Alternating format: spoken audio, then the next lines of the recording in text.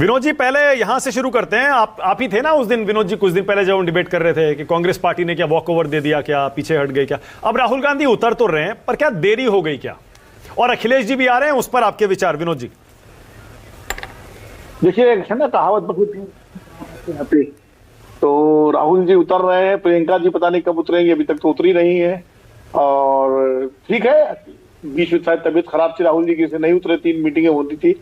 लेकिन क्या होता है कि जब ज्यादा देर आप कर देते हैं चुनाव प्रचार में, तो जो मतदाता है ना, खास करके देखिए, जो कमिटेड मतदाता है जिस पार्टी का, वो तो अपनी पार्टी के साथ रहता है। जो बीजेपी का कमिटेड वोटर है वो बीजेपी के साथ है, जो आम आदमी पार्टी का कमिटेड वोटर है आम आदमी पार्टी के साथ है, और जो कांग्रेस का कमिटेड वोटर जो भी है वो उसके साथ है।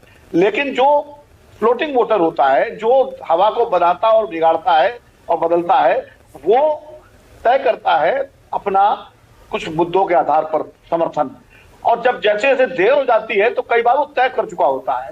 अब मान लीजिए जो फ्लोटिंग वोटर्स में कुछ ने बीजेपी के लिए मन बना लिया होगा, कुछ ने आम आदमी पार्टी के लिए मन बना लिया होगा, और कांग्रेस अब उनके पास जाएगी तो कितनों को अपने साथ ला पाएगी। इसीलिए प्रचार कई बार देखिए, जो पार्टियां चुनाव मजबूती से लड़ती हैं वो चुनाव घोषणा होने से पहले ही अपनी रणनीति बनाना शुरू कर देते हैं और अपने प्रचार अभियान एक तरह से अघोषित रूप से शुरू कर देती है। यहाँ तो चुनाव की घोषणा हो गई और राहुल जी की खाली एक मीटिंग हुई सीलमपुर में, उसके बाद वो लगातार जो है स्वास्थ्य के कारण से, जिस कारण से उनकी मीटिंगों की घोषणा हुई और नहीं आ पाए।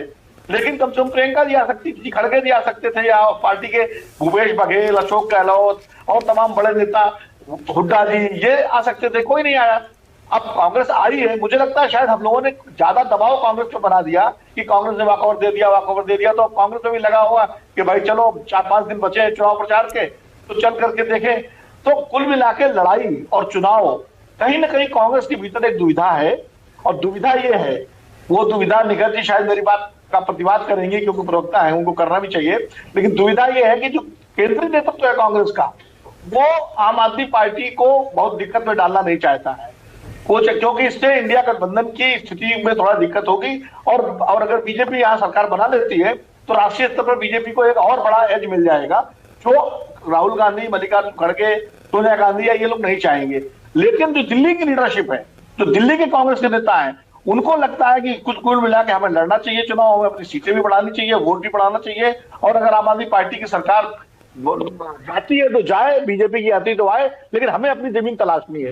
इस दुविधा में कांग्रेस पार्टी लगातार पिछले 2013 से जूझ रही है और अभी तक निकल नहीं पाई है। ओके, जहां तक अखिलेश यादव जी की बात है, हाँ। तो अखिलेश यादव जी देखिए, वो पहले ही घोषणा कर चुके हैं आम आदमी पार्टी के समर्थन की। उन्होंने कहा था कि भाई दिल्ली में आम आदमी पार्टी ज्यादा मजबूत है, इसलिए उसको समर्थन करना चाहिए। वो प्रचार के लिए आ रहे हैं क्योंकि उनको जो है उत्तर प्रदेश में कांग्रेस को दबाव में रखना है, तो इसलिए यहाँ प्रचार में आकर के वो थोड़ा कांग्रेस पे अपना दबाव बढ़ाए रखेंगे, ताकि जो है जब 2027 में जो सीटों के बंटवारे की बात आए तो कांग्रेस उस दबाव के साथ काम करे। कांग्रेस की सबसे बड़ी समस्या यही है कि जहां जहां क्षेत्रीय दलों के साथ उसका गठबंधन है, वहां वो अपनी जमीन कैसे वापस पाए, इसकी कोई कारगर रणनीति उसके पास अभी तक नहीं बन पाई है। हाँ।